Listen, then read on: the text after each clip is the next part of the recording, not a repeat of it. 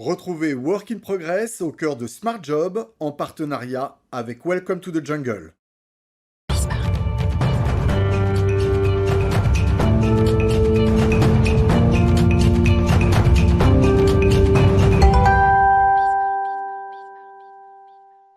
Working Progress avec les invités de Welcome to the Jungle. Vous avez vu, j'insiste bien sur la prononciation. Co-animé et animé en particulier par Mathieu Amaré aujourd'hui, qui est le rédacteur en chef France de Welcome to the Jungle. Alors c'est une question, je vous ai un peu taquiné au début, je vous ai vu, ça vous a interpellé dans l'introduction et le début de notre programme. On se dit, mais quand on est dirigeant, on est heureux. Donc là, la question que vous nous posez aujourd'hui, que vous vous posez, c'est comment être heureux quand on est dirigeant. Et surtout pour soi et pour ses équipes. Et pas facile en ce moment, Arnaud, d'être un dirigeant heureux. En tout cas, c'est un petit peu plus compliqué qu'avant à envisager. Nous allons un peu détricoter la question avec Pascal Richard. Pascal, bonjour. Bonjour. Vous êtes sur Skype, donc j'espère que vous nous entendez bien. Pascal, un joli casque. Avec un joli casque, effectivement. Pascal, permettez-moi une petite introduction. Vous êtes arrière-petite-fille et fille d'entrepreneur. Vous avez été vous-même chef d'entreprise depuis l'âge de 21 ans. Vous l'avez été pendant 25 ans. Depuis 2011, vous accompagnez les entrepreneurs sur la dimension humaine de leur mission à travers un cabinet qui s'appelle Upaya, formé entre autres à l'executive coaching, à la psychologie et à la programmation neurolinguistique, mais aussi à la sagesse bouddhiste. Sur Upaya, notamment, dans votre blog, on peut consulter pas mal de citations de Lao Tse, de Gandhi.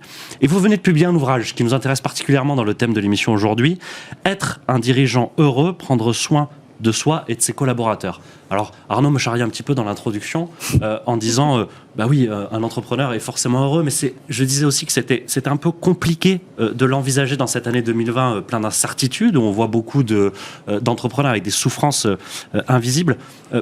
Qu'en pensez-vous, vous qui formez, qui accompagnez les entrepreneurs depuis maintenant plus de 10 ans, comment la sagesse bouddhiste peut les aider à traverser cette période d'incertitude ?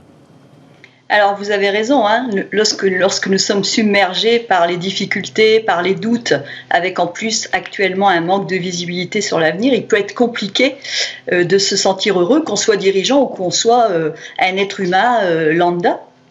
Le bonheur dont je parle dans mon livre, c'est le bonheur authentique qui ne dépend pas des conditions extérieures et qui s'appuie sur finalement le potentiel de notre nature fondamentale d'être humain. Alors c'est un vrai chemin.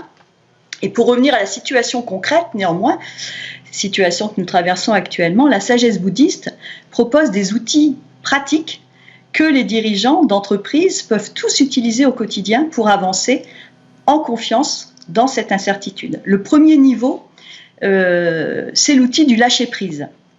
Alors le lâcher-prise, c'est finalement accepter que l'on ne peut pas tout contrôler et qu'il est nécessaire de lâcher ce que l'on ne peut pas changer. Alors cela nous ramène à notre humilité, bien évidemment, et même si c'est une réalité de vie, c'est parfois difficile à mettre en pratique.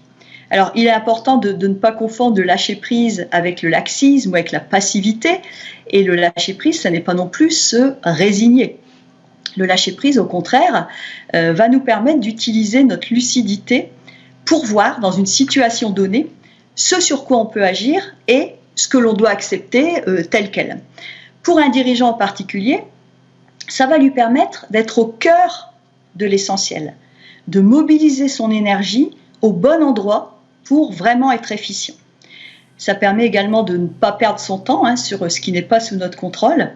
Et en améliorant ce savoir-être, nous nous rendons disponibles finalement pour accueillir toutes les opportunités qui se présentent à nous, même dans une situation difficile comme celle que nous vivons actuellement, il y a des opportunités et c'est d'autant plus important de pouvoir les voir, d'avoir cette prise de recul. Et en étant dans cet état d'esprit de lâcher prise, nous décuplons finalement notre efficacité. On a bien saisi quand vous parlez de lâcher prise et le concept théorique qui s'inspire de la sagesse bouddhiste, etc. Mais encore une fois, on est dans une année d'incertitude totale. Les entrepreneurs aujourd'hui ne savent pas de quoi est fait demain. Vous dites se recentrer sur le cœur de leurs activités. J'imagine que c'est leur mission, la raison d'être de leur entreprise. Sur quoi doivent-ils lâcher prise ? Est-ce qu'ils doivent lâcher prise en assumant le fait qu'ils ne savent pas à leurs équipes qui doivent le dire. Cette humilité, c'est ça aussi, c'est accepter le fait d'être fragile, de dire à son équipe, je ne sais pas quoi faire demain sur telle ou telle question. Je ne sais pas, par exemple, si vous allez avoir une augmentation. Je ne sais pas si l'entreprise, dans 3 mois, va survivre. Alors, je pense qu'effectivement, un langage authentique est extrêmement important. Là aussi, on retrouve la notion d'humilité. Et finalement, en lâchant ce stress, en lâchant le fait de rester accroché à quelque chose qu'on ne connaît pas, on va dégager plus de sérénité.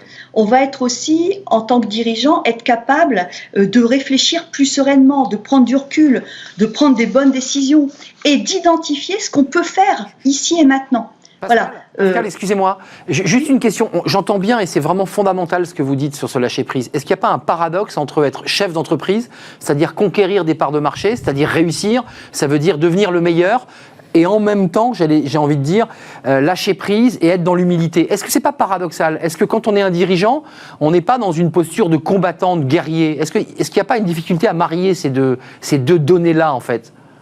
Oui, alors je pense que c'est pas antinomique, parce que justement, c'est, encore une fois, j'insiste bien, en lâchant prise sur ce que de toute façon on ne peut pas changer. Enfin voilà, la situation actuelle, la gestion de la crise actuelle qui impacte nos activités, on aura beau faire des pieds et des mains, on peut rien y changer. Par contre, notre état d'esprit de guerrier, voilà ce qui fait la force du dirigeant, ben là on va pouvoir l'utiliser à bon escient sur ce que l'on peut faire.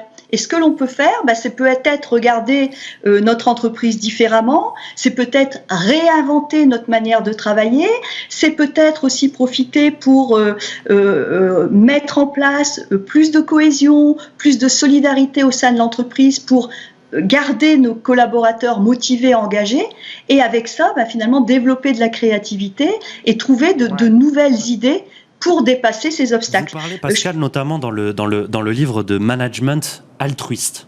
Alors, oui. C'est très intéressant, c'est un mot qui recouvre, à mon avis, plein de choses, mais dont on entend peu parler, en tout cas ici, on n'en a jamais vraiment parlé sur ce plateau. Quels sont les critères indispensables pour pratiquer ce type de management ? Eh bien, les critères indispensables, c'est déjà toutes les qualités qui sont liées à notre nature fondamentale d'être humain. Donc déjà, dans la définition de l'altruisme, ici, tel que je l'entends, on ne parle pas de sacrifice, parce que quelquefois on peut avoir un peu peur de ce mot. Là, c'est pas du tout dans ce sens-là que ce mot est employé. Un management altruiste, c'est un management qui va apporter des bénéfices à la fois pour le dirigeant, à la fois pour les collaborateurs et même au sens plus large pour l'ensemble des partenaires de l'entreprise, qui va avoir un impact positif sur le monde et qui va permettre de développer une entreprise d'autant plus pérenne et performante. Donc c'est vraiment, management altruiste, c'est vraiment une manière de mettre en place un cercle vertueux. Alors les qualités qu'on va retrouver, c'est évidemment cette ouverture aux autres, cette écoute, cette authenticité, cette humilité, cette capacité à être dans la reconnaissance, dans la confiance, dans la bienveillance. Et ça, tout ça, ça se cultive au quotidien et ça a des effets, des impacts immédiats. À la fois encore une fois sur les collaborateurs proches, mais de manière beaucoup plus, ça va essaimer en fait de manière beaucoup plus large. Merci Pascal d'être venue sur notre plateau, évidemment en visio et à distance, fondatrice d'Upaya. Rappelons que Upaya est un mot et un terme sanskrit qui veut dire, qui fait référence aux possibilités illimitées. Voilà ce que veut dire le nom de Upaya. Merci Pascal. Merci. Moyen concret. Exactement. Et vous en êtes la fondatrice à la rencontre, bien justement d'une autre manière de diriger son entreprise. Suite de nos programmes Travailler demain, on reste un petit peu dans le même esprit, évidemment, dans des thématiques, et on en parle tout de suite. C'est Travailler demain.